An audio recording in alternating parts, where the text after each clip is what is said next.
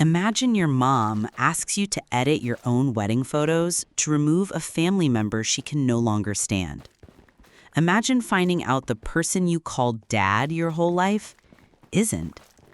And imagine being told that to even attend your own brother's wedding, you have to first promise to behave.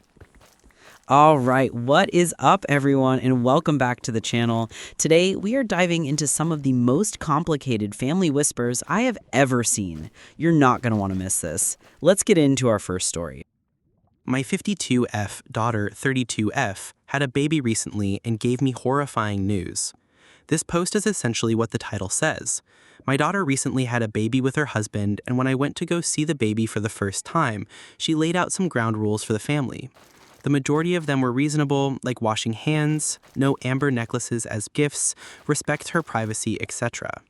However, she mentioned that her grandfather would not be allowed to be alone with her baby. I thought this was very strange and out of the blue, so I asked her to clarify. She simply restated that he was not allowed to be alone with the baby, ever, at all, at any age. She's always had conflict with her grandfather. No matter what, she refuses to have anything to do with him and speaks poorly of him whenever given the opportunity. She won't go to family dinners when he is there, she won't spend any sort of time with him, and we had to fight tooth and nail to get him invited to her wedding. She has problems with other family members, but she's never had a problem being cordial with them. Her grandfather is the one exception. We actually ended up in a screaming match when she was around 22 about her behavior towards him, where she couldn't, or I guess wouldn't, provide any solid reason as to why she hated him beyond he's a jerk. Yes, he's a jerk, but no more than any other old man. Old men are just jerks, at least in my family. I tried to reason with her since he's nearing the end of his life and would love to meet his great-grandchild, but she was very firm with me. I felt so stupid because it took me forever to realize why she didn't want him around her baby. She looked at me and very firmly repeated that he was not allowed around her child alone under any circumstances.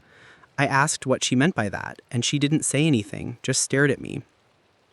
At that point, I started suspecting that he had done something very wrong, and when I asked my daughter what he did, she only said, "You know, and I don't want to say it or talk about it." I asked her again if he had done something to her, if he had touched her or anything like that, and she just got teary-eyed and told me she didn't want to talk about it. I am devastated. I never thought him to be capable of that kind of behavior, but it does make sense. There were a lot of things in my daughter's childhood that were abnormal.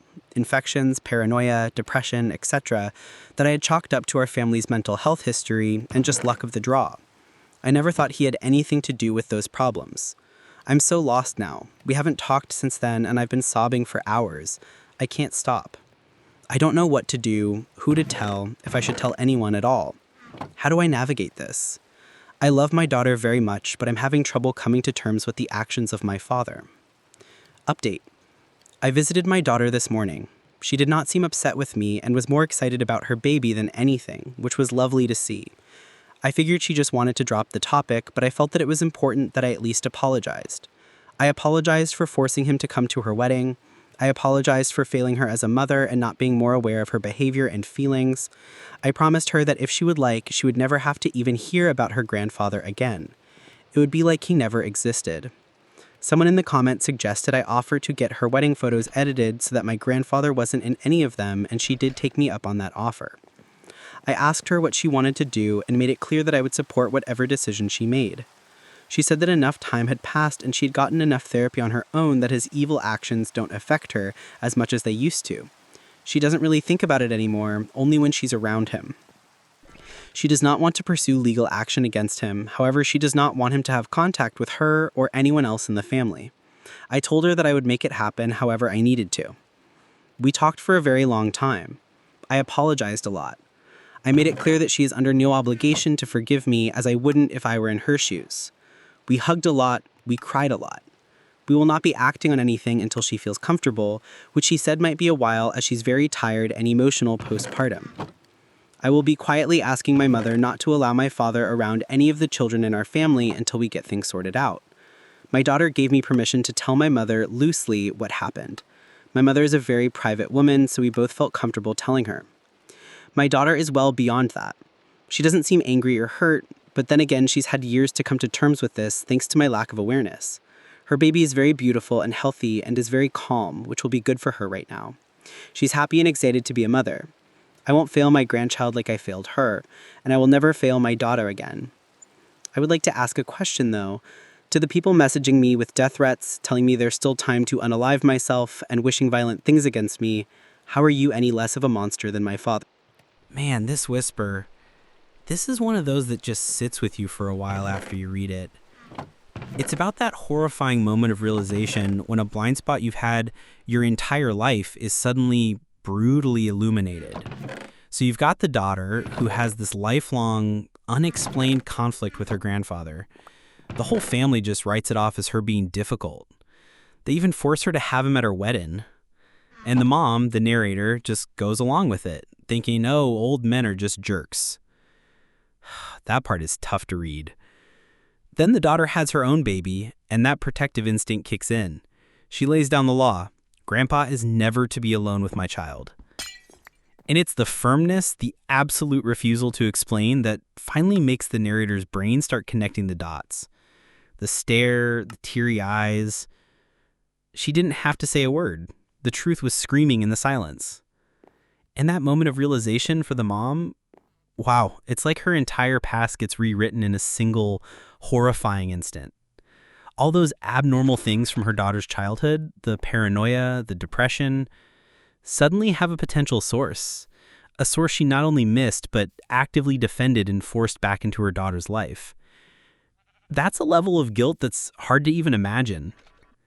But here's what's so powerful about this story, the update. The narrator doesn't make excuses. She doesn't get defensive. She goes to her daughter and just owns it. She apologizes for failing her, for not seeing it, for forcing the grandfather on her. She offers to edit him out of the wedding photos.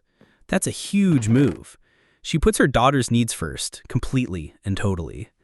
That takes incredible strength. The daughter's response is also just full of grace. After years of therapy, she's not looking for revenge. She's looking for peace. She just wants him out of her life and out of the other kids in the family. That's not anger. That's protection. This whisper is a brutal reminder of how easy it is to miss the signs when you're not looking for them. But it's also a story about healing. It shows that it's never too late to listen, to apologize, and to become the parent your child needed all along. It's heavy for sure, but that update, that gives you a little bit of hope. I was the crazy friend crush stalker. This isn't the worst confession around, but I wanted to get this out of my system. I was a weirdo lone. Then, among colleagues, there was one guy who became my friend.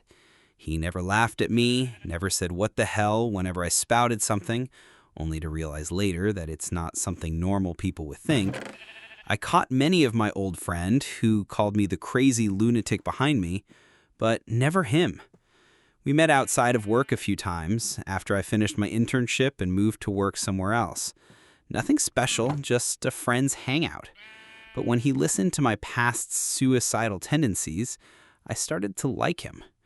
And when he mentioned about knowing how it feels when others get sick of a person and that sometimes people are suffering from themselves, I was a goner.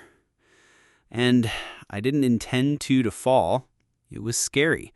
But I find myself ending up looking at his FB, Instagram often.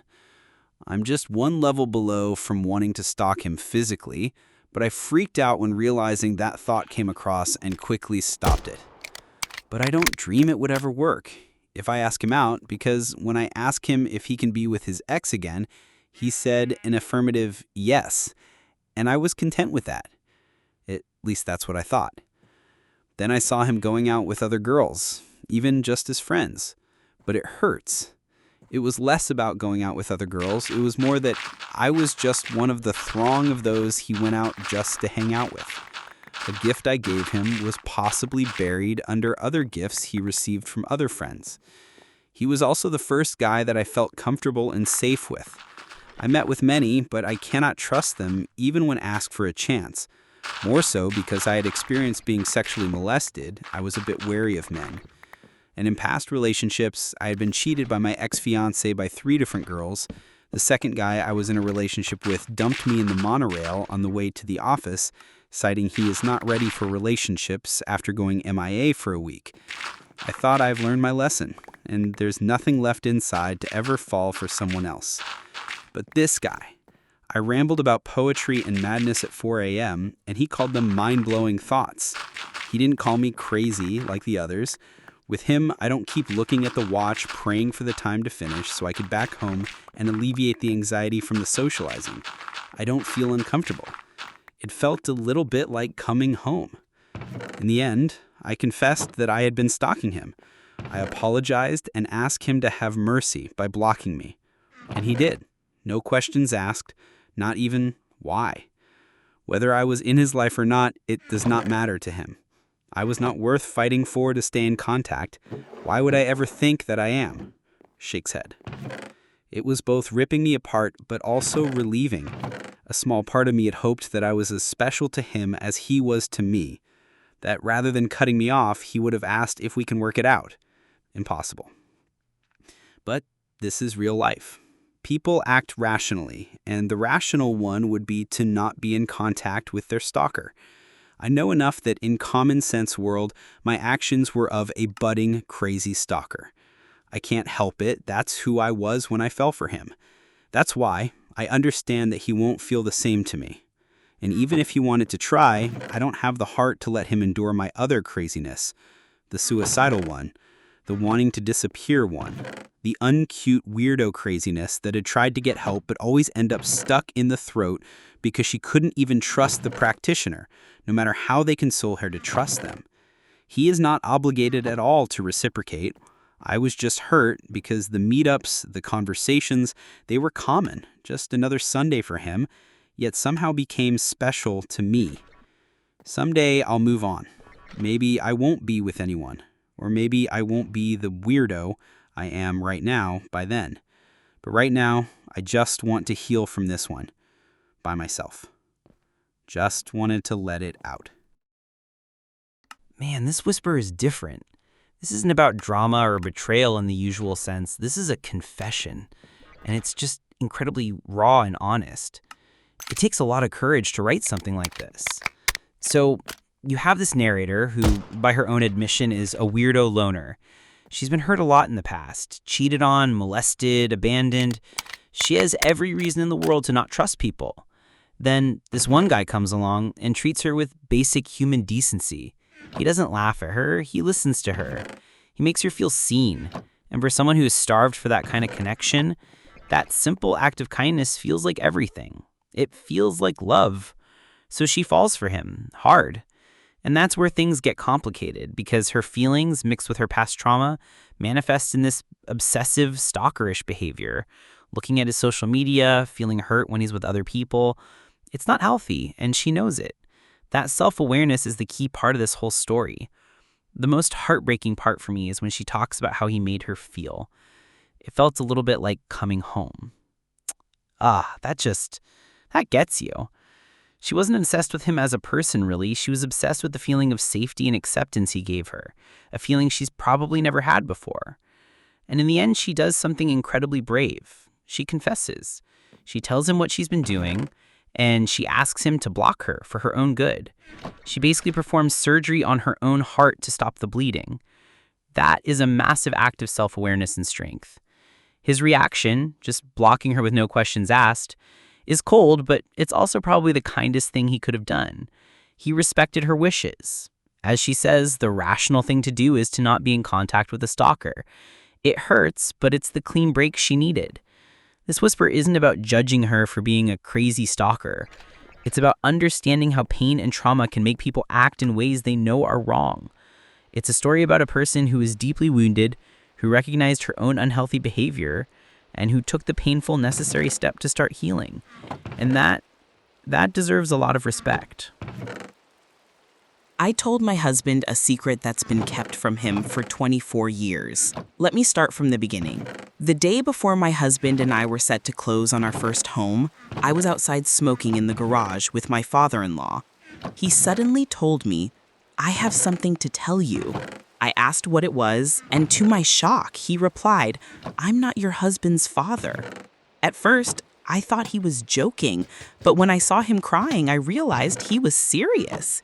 He then revealed that my husband's mother had an affair with a neighbor, a boy who was between 19 and 22 years old at the time, while my husband's mother was in her 30s.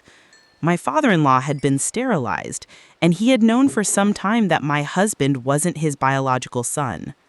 My husband was only 24 when I learned this information.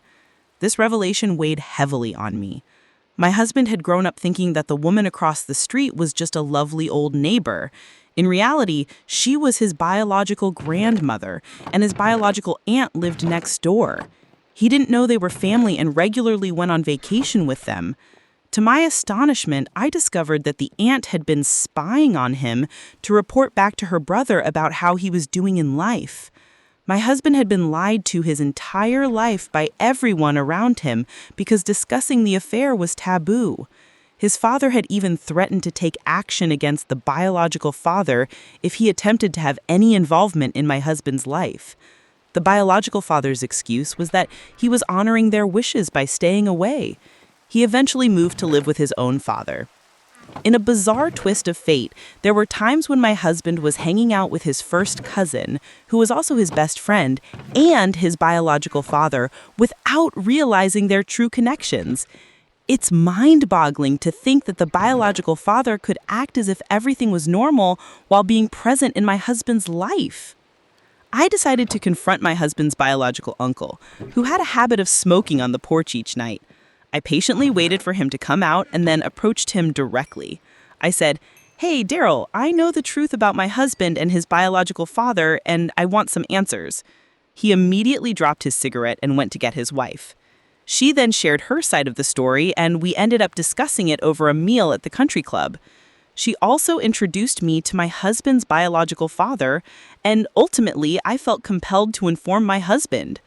At first, he didn't fully grasp the enormity of what I was telling him, but once the reality set in, it caused irreversible damage. He struggles with his identity, feeling like the black sheep and the unwanted child that nobody wanted. This is deeply hurtful, especially since the biological father only appeared in his life after our daughter was born. It's almost as though the biological father feels it's unfair that he can't be involved in his granddaughter's life. My husband battles with these issues every day, along with depression, and I feel lost on how to help him since I cannot relate to his situation. It's shocking to me that his parents never moved away from the neighborhood after everything that happened.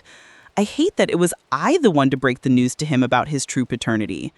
I didn't want to start our marriage under a cloud of deceit. If he had found out later that I had known beforehand, it would have felt like betrayal to him. Now my husband is 32, and we've tried everything to navigate this new dynamic. We've had dinners with his biological father and took our daughter trick-or-treating with him. However, he always feels guilty about these interactions, worried about how his mother would react if she knew. She has always despised this man, and her anger would be immense if she found out he was spending time with our daughter. The guilt my husband feels is overwhelming, especially considering how great of a father the man who raised him has been. My father-in-law treated him better than his biological children. The silver lining is that my father-in-law's love for my husband has been so genuine and unconditional that my husband never questioned his real parentage. While their relationship hasn't always been perfect, the bond between them is rare and truly beautiful. I hope one day he will find peace. Man, this whisper is like something out of a movie. It's one of those stories where every time you think you know what's going on, another secret door opens up and it gets even crazier. So you have the narrator who gets handed this life-altering secret from her father-in-law the day before closing on her first house. Talk about terrible timing. Hey, congrats on the house, by the way. I'm not your husband's real dad. It's just wild. And the layers of deception here are just insane. The husband's been living in a literal Truman Show. The lady across the street isn't just a nice neighbor, she's his biological grandma. The one next door is his aunt, who's been spying on him his whole life. He's been hanging out with his biological dad without even knowing it.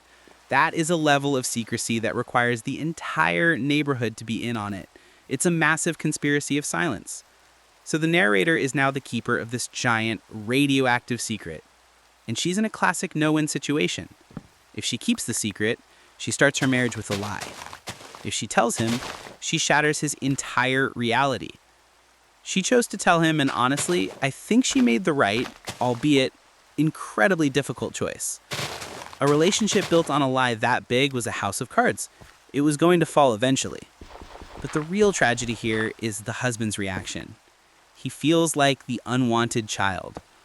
And that makes perfect sense. His whole identity, his entire life story was a lie. And the man who raised him, the father-in-law, he's the quiet hero of this story. He loved and raised a child that wasn't his, treated him better than his biological kids, and loved him so unconditionally that the husband never even questioned it. That bond is the only real, solid thing in this entire mess. The narrator feels guilty for being the one to break the news, but she shouldn't. She didn't create the secret. She was just the one brave enough to stop it from continuing. She gave her husband the truth, and the truth, as painful as it is always better than a comfortable lie. This whole whisper is a powerful reminder that family isn't always about blood. It's about who shows up. It's about the love and support you're given. The father-in-law might not be his biological dad, but he is, in every sense of the word, his real dad. And hopefully, one day the husband can find peace in that one beautiful truth in a sea of lies. I'm working to destroy the lives of people who were my friends for years. This is going to be a long story, and I apologize also. I failed English multiple times in school. Please don't judge me. For years, dating back through middle school, I had a group of really close-knit friends, and we stayed that way until a year or so ago. All played on the same team together, frequently hung out, all of your normal teenage things. Once college started, though, I noticed they started to distance themselves from me. At first, it was little things, inviting everyone to eat but me, talking about plans they made in front of me, but not actively involving me in them. Now, I'm generally a pretty level-headed person, but this started to get to me after a while. A little insight to this story I forgot to mention. I was arrested at 16 for shoplifting stupid shit because I was a stupid 16-year-old. So, around a couple years ago, I started working with friend number 1 for his dad's company. Everything's cool, 6 a.m. to 6 p.m. job, we live together so we're both going at the same time and have the same schedules. But all of a sudden, this friend just starts to slowly become a lazy POS. He stays out till 3 a.m. drinking, doesn't go to work or is late, and because of this, his dad fires him. Around the time he gets fired, me and my girlfriend start to notice stuff is missing. At first it was $5, then it was $10, then it was a pair of Beats, and so on and so forth.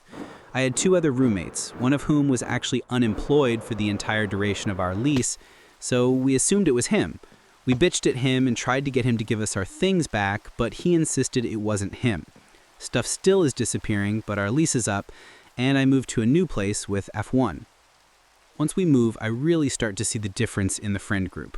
When we moved out of the old house, I was left with a $1,000 electric bill, and we had to pay $2,500 after moving because the friend and lazy roommate left trash and didn't clean and refused to do anything to the house. None of my friends or old roommates cared about how it affected me, the only one with a half-decent credit score for a 21-year-old. I'm still working to pay it all off to this day. Between work and school, finding the money has been hard, to say the least. My friends start doing less things with me, and they all complain about stuff disappearing from their homes just like me and F1 were. 6 months after we move into the new house, friend number 2 tells us all that his girlfriend lost a bracelet. He said it cost like $100, so it was a big deal. He asked us all if we had taken it as a joke or whatever, and every one of us said no. 2 weeks later, and my friends have completely excluded me from their lives, won't talk, text, anything, including my roommate. A couple days later, I got a call at 4 a.m. while I'm at my girlfriend's house from friend number 2, saying he found the bracelet in my desk. Confused since I just woke up, I asked if F1 was home and how he got in. He proceeds to tell me that the door was unlocked and he walked into my apartment and looked in the main drawer of my desk and found it. My girlfriend calls him to say she was looking in my desk earlier that day and found no such bracelet, so it must be a mistake. He then proceeds to call the police and have me arrested for theft. I spend 3 days in jail before I get released and am forced to do community service and pay a $750 fine. I go back home and a couple days later it is F1's birthday and he was given AirPods that mysteriously go missing again, putting me to blame, and I'm sent to jail again. this time for a month. After this, all communication with the group stops. F1 moves out and leaves me with a $900 apartment to pay by myself. I lost my job because I had been arrested, and my girlfriend lost all trust in me but stayed with me anyways. I will never be more grateful for anyone than I am for that woman for doing that for me. We had 6 months left on our lease, and naturally I can't pay that much money, so I get evicted and have the $5,400 in rent, $1,200 in overdue bills or cancellation fees, and nowhere to live. From this moment on, I made it my sole goal to get some sort of payback. I started searching and collecting any information I could use to help clear my name and get back at them. I found out recently that F1 has raped 4 girls who are all willing to testify against him. He would drug them at a bar, take them to his home, and have them Ubered home whenever he was done with them. All 4 the exact same way from the same place. F2 is getting married and has had sex with his fiance's mother and sister multiple, which I have proof of and am going to expose at his wedding. They have this false sense of being a perfect couple, or at least she does, and watching it shatter will bring me nothing but joy. They didn't get much involvement in this story since they were major components, but F3 has been smuggling drugs from Mexico. I live in Texas. And for F4, he's an all-around good dude who gets peer pressure really easy, but I haven't found anything for him and don't really feel like looking. I've been thrown in jail twice for things I have not done. I've been dealt with $10,000 worth of debt and a ruined credit. I've had to regain the trust of someone I love dearly. And all of this because my friends think of me as nothing more than a liar and a thief. I may be a terrible person, I may be young and naive, but I refuse to have my life ruined over something I didn't do. If I have to deal with it, then so will they. Edit number 1. F1 has been confirmed as the thief. He moved out into a house with another guy and his stuff started disappearing as well. Confirmation came straight from the source. Edit number 2. For all those disregarding my story, I understand it is a wild story, but there are other stories on here just as and even more so than mine. Just because it's not easily believable doesn't make it false. I use this Reddit account for all of my sports gambling, and I've had it a year. I have no reason to make up a story for karma on an account that normally serves one purpose. Okay, so this next whisper is not for the faint of heart. This is one of those stories that starts with a friendship falling apart and ends with, well, it ends with a plan for mutually assured destruction. It's a full-on revenge movie script. Let's just track the downfall here. You have a guy who gets slowly pushed out of his friend group. Then he gets framed for theft. Not once, but twice. Thrown in jail, loses his job, gets evicted, racks up thousands in debt, and almost loses the trust of his girlfriend, who is the absolute MVP of this entire story, by the way. Seriously, that woman deserves a medal. And it's all based on a lie told by his supposed best friends. They didn't just abandon him, they actively destroyed his life to cover up for the real thief, F1. The level of betrayal here is just staggering. It's one thing to grow apart from friends, it's another thing entirely to frame them for a crime and send them to jail. So, what does our narrator do? Does he get depressed? Does he move on? No, he goes full Batman. He spends his time gathering intel, uncovering the darkest secrets of the people who wronged him, and the secrets he finds, man, they are not small secrets. We're talking felony-level, life-ruining stuff. Assault, smuggling, exposing an affair at a wedding. This is not petty revenge. This is a scorched earth campaign. And here's the wild part. You can't help but kind of root for him. Is that wrong? Maybe. But after hearing what they put him through, there's a part of your brain that's just like, yeah, get him. They didn't just ruin his credit, they tried to ruin him. They turned him into a criminal in the eyes of the law and everyone he knew. His final lines are what really seal it. I refuse to have my life ruined over something I didn't do. If I have to deal with it, then so will they. That's not just anger, that's a mission statement. He's been pushed to the absolute edge, and now he's pushing back, hard. This whole whisper is a dark lesson in what happens when you push someone too far. It's about how betrayal can turn a good person into someone capable of doing terrible things to get justice. I'm not saying what he's planning is right, but I am saying I understand. And I will absolutely be waiting for the update on that wedding. All right, let's just hit pause for a second. We've just gone through some incredibly heavy family drama, and I think we all need a quick breather. It's wild how the people closest to us can cause the most complicated problems, right? It really makes you appreciate the family you choose, your friends, your partner, and this community right here. Speaking of which, I've been seeing all the comments on the last few videos, and the conversations you guys are having are just amazing. The different perspectives, the advice you're giving each other, that's exactly what I hoped this channel would be. So if you're enjoying being a part of this and you haven't yet, it would be awesome if you'd take 2 seconds to hit that like button. It tells YouTube that we're building something cool here and helps other people find our little corner of the internet. And if you want to make sure you're here for the next round of whispers, definitely hit subscribe. We're just getting started, and I'd love to have you along for the ride. All right, that's my little spiel. We've still got some more heavy hitters to get through today, including a story about a wedding that gets complicated, to say the least. So let's get back into it. My 23 female best friend, 23 male, who is married, confessed his feelings for me. How do I tell my BF, 24 male, without him freaking out? My best friend, 23 male, and I have known each other for half of our lives. It is a strictly platonic friendship that many people have always questioned to be more. My best friend got married to his wife just a year or two after we graduated high school. I have always been supportive of their relationship and continuously make an effort to invite his wife whenever we go out, but she rarely ever decides to join. I never want to give her the idea of there being something more, especially since I haven't been seriously seeing anyone in the last few years.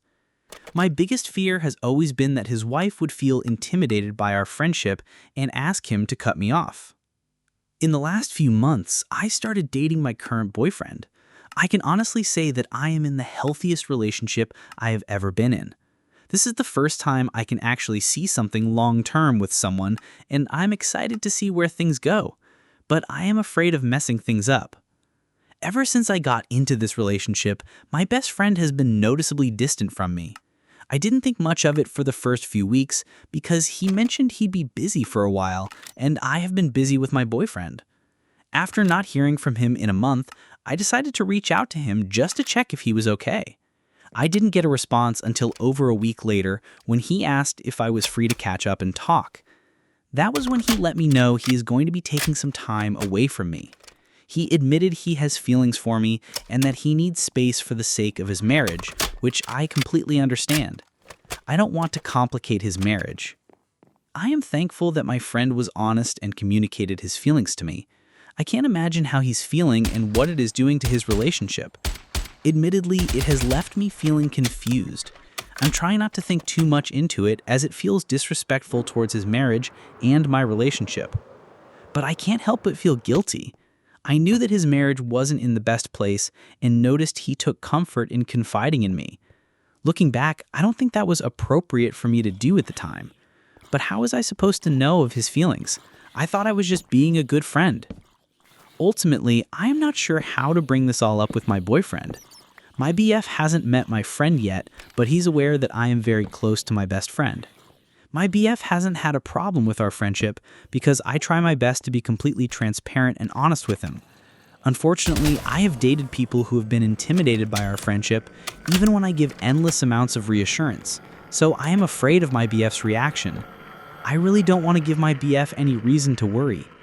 But I do understand that this might put him off since it is so early in our relationship. Additionally, I do want to communicate that this is difficult for me. I am saddened by the situation because I've lost my best friend for now. I want to emphasize that even though my feelings are a bit confused towards my best friend, this doesn't change how I feel about my boyfriend. I want to continue things with him regardless of the situation with my best friend. What's the right way to go about telling my BF without making him paranoid? What kind of reaction should I expect? TLDR. My best friend admitted he has feelings for me. I just entered a new relationship a few months ago with my boyfriend. I don't want to scare my BF off, but I do want to be honest with him. What's the best way to communicate the situation without putting him off? Edit. The amount of hate I am getting for something I had no control over is ridiculous. A few things to clear up that many people are getting wrong. He's not in love with me. He simply admitted he's recently felt more for me. Never did it cross his mind to leave his wife for me or even make a move on me. As soon as he recognized any feelings other than platonic, he chose to distance himself, and I am respectful of that. I totally agree with his decision and believe it is the right thing to do. Whether or not I have a BF at the moment, I wouldn't want to be in contact with my best friend anyway. I respect his marriage and his wife way too much. I've never wanted to be the reason for their troubles, and I hope they can work through this. We have already cut contact, and neither one of us will reach out until he and his wife are in a better place. And if that takes forever, I will have to lose a friend. Ideally, I would love for things to clear up to where we can still see each other in group outings in the future. I would hate to lose my longest friendship, but I understand if that's not possible. My confusion is stemmed from being blindsided by the whole situation. I have no reciprocating feelings towards him. I do feel guilty about the situation, which is causing me to overthink our recent interactions. But most of the time we saw each other, we were out with a group of friends. The only times we ever hung out alone was when we would catch up over a quick coffee or drink, which his wife was always invited to. The only thing that I found to be inappropriate in hindsight was allowing him to confide in me, which in the moment I genuinely thought I was just being a good friend to him. The number of people who claim that this was his game plan all along and that I am naive for thinking any different is insane. I have been friends with this guy since we were in middle school. He's not that type of person. I wouldn't be friends with him if he were. I thought he handled it was respectful to both of our significant others. I am aware of how big of a red flag this all looks, which is why I want to handle it correctly with my BF.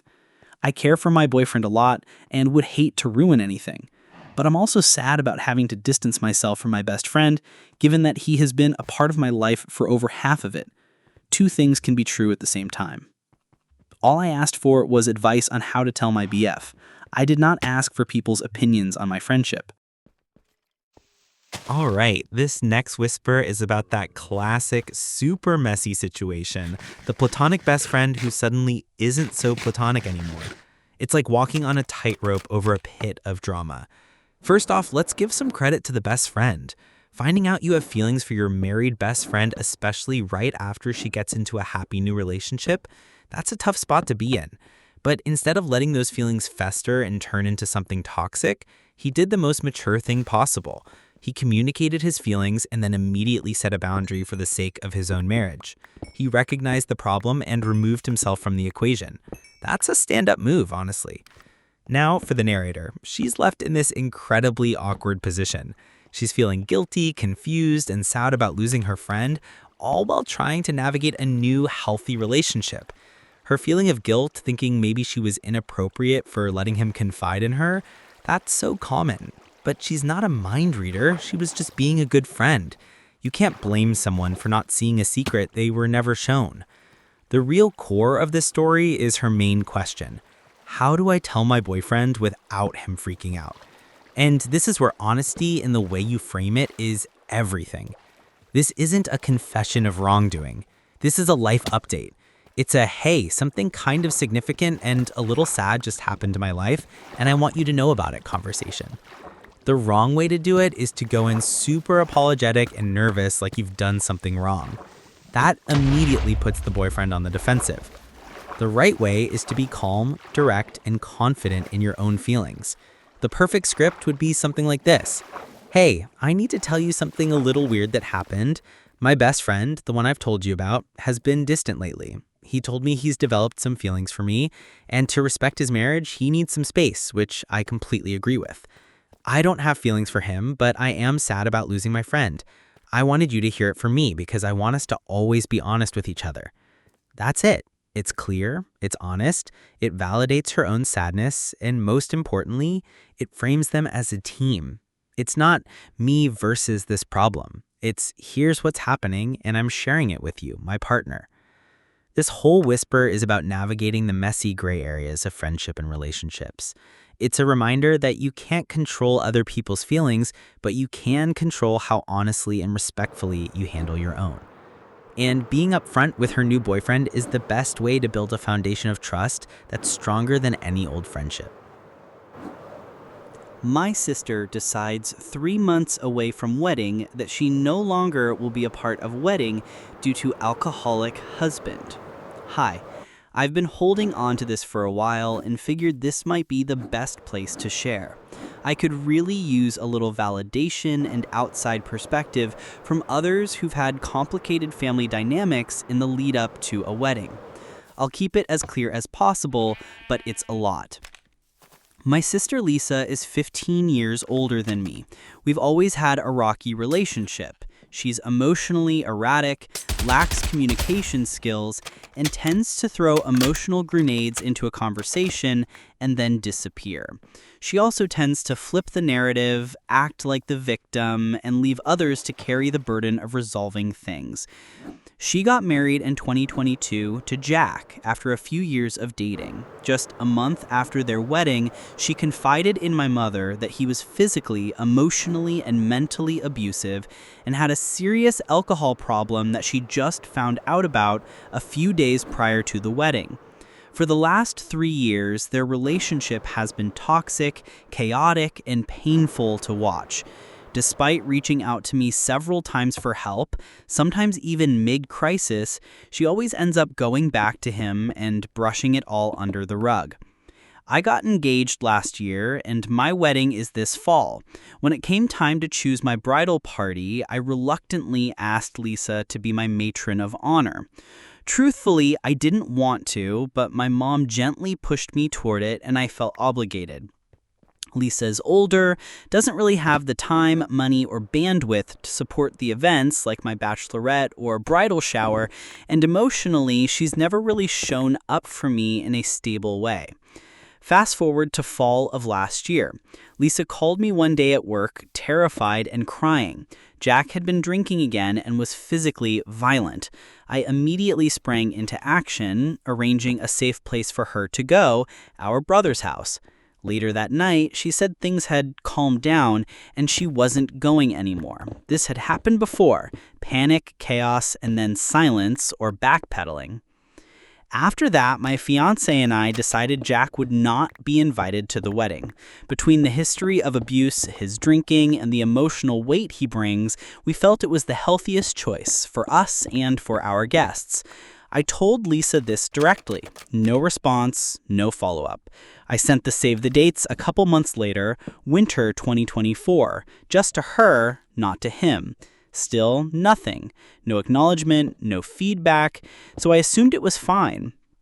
Then, summer 2025, literally a week before my formal invites were due to go out, Lisa starts making vague excuses about not being able to drive my mom to the wedding, going 1.5 hours out of her way to pick up and carpool each other.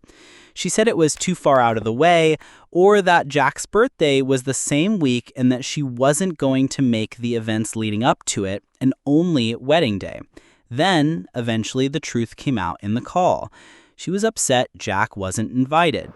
I reminded her this was communicated almost a year ago. She said that was unfair, that they're doing better now, and that I'm disrespecting their relationship, that we all need to get over this. She claimed she'd feel embarrassed at the wedding, dancing alone, and having to explain why her partner wasn't there. She said I was making it a VIP event and excluding her VIP person. At that point, I sat on her remarks for a few hours, and I made the decision and further told her I didn't want her to give a speech anymore.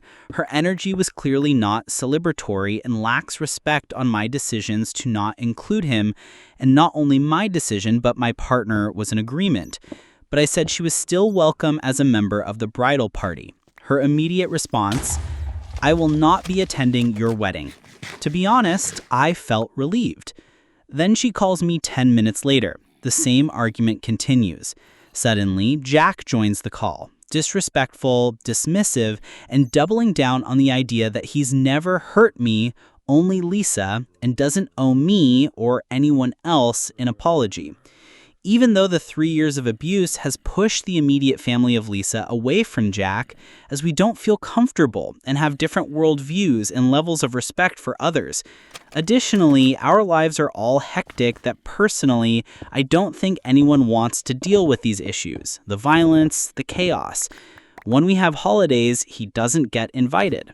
He openly admitted they've both hurt each other physically and emotionally, and then claimed that the only people he needs to apologize to are Lisa and God.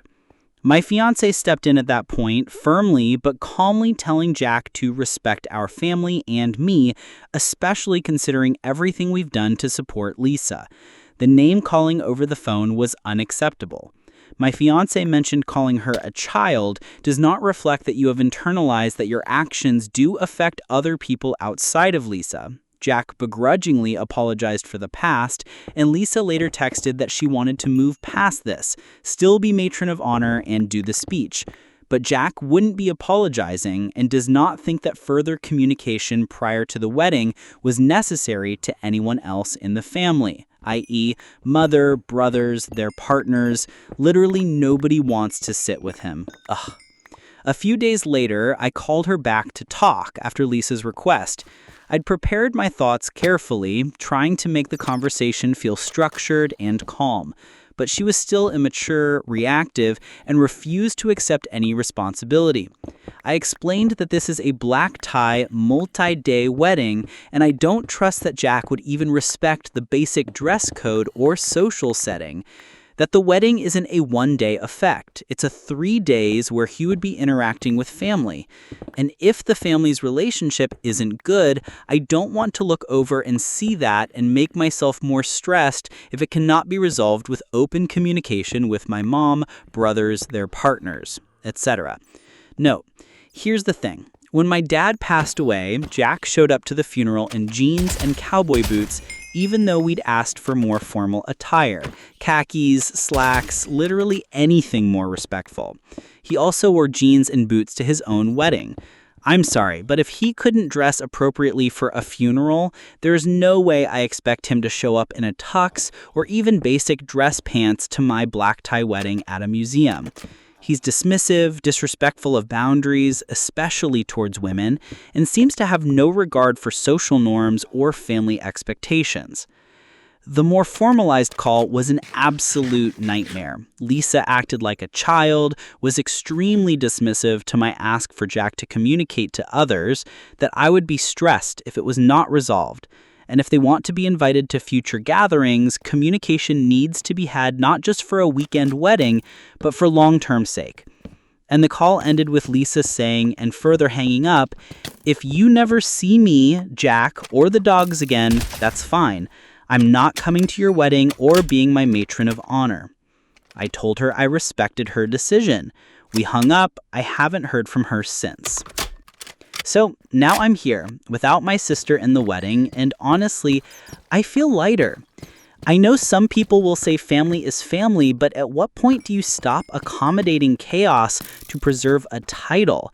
I tried so hard to handle things maturely, give her space, communicate early and often, but it didn't matter. Her reaction made it clear she wasn't coming from a place of love or support. If you've made it this far, thank you. This isn't how I wanted things to go, but I'm at peace with it. Just curious if anyone else has gone through something similar, especially when saying no to toxic people comes with a flood of guilt, even when you know it's the right thing to do. Any advice moving forward? Is this relationship even worth rectifying post-wedding? Should I give her some grace? Truly over the poor me, guilt trip, cry for wolf, lack of emotional intelligence from both of them that I think moving on and starting my new life with my soon-to-be husband might be the best. Thanks for reading.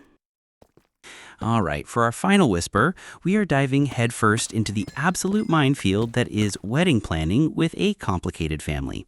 This story is a masterclass in setting boundaries, even when it's incredibly hard. So you've got the narrator, who's just trying to plan her wedding, and then you have her sister Lisa, who is in this deeply toxic, abusive relationship. The narrator makes a tough but completely reasonable call. The abusive, alcoholic husband, Jack, is not invited to the wedding, for everyone's safety and peace of mind. She even tells her sister this almost a year in advance. Super responsible, right? And for a year, silence, crickets. Lisa says nothing. So the narrator assumes they're on the same page. But then, right before the invitations go out, Lisa drops the bomb. She's upset Jack isn't invited. She tries to guilt trip the narrator, saying she'll be embarrassed and that the narrator is disrespecting their relationship. I'm sorry, what relationship? The abusive one that causes chaos at every family event? And Jack's behavior on the phone call just proves the narrator's point. He's disrespectful, dismissive, and thinks he doesn't owe anyone an apology. The guy who wore jeans to a funeral and his own wedding is mad he's not invited to a black tie event. The audacity is just wow. But here's the most important part of this whole story. After all the drama, the back and forth, the manipulation, Lisa finally says she's not coming. And what does the narrator feel? Not sadness, not anger, relief. That one word tells you everything you need to know. It tells you that having her sister at the wedding was never about joy or support. It was about obligation and managing chaos. And when that obligation was lifted, all she felt was peace.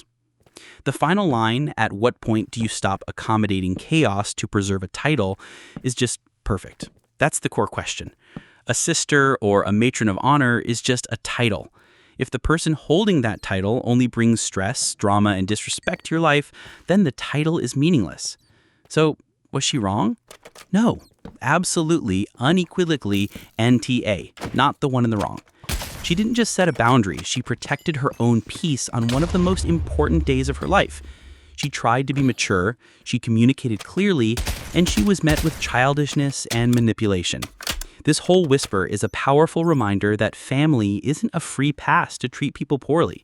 You have the right to curate your own life, especially your own wedding, to be filled with people who support you and respect your choices. Sometimes the healthiest thing you can do is just accept that some relationships, even with family, are just not worth the price of admission. And with that final story, we are at the end of our journey for today. Man, what a session. From secret families to friendship breakups to a wedding on the brink of chaos. It's been a lot. If there's one single thread connecting all of these whispers, I think it's the theme of boundaries. Knowing when to set them, how to defend them, and the painful consequences of when they get crossed. It's something we all struggle with, and it's clear from these stories that getting it right is one of the hardest parts of being human. But now, I want to hear from you. Which story from today's video stuck with you the most? Did you find yourself siding with someone unexpectedly? I really want this comment section to be a place where we can unpack all this stuff together, so don't be shy. If you made it this far, you're an absolute legend. Thank you so much for hanging out with me. If you haven't already, a like and a subscribe would mean the world. Until the next one, stay safe, be good to each other, and keep an ear out for those whispers.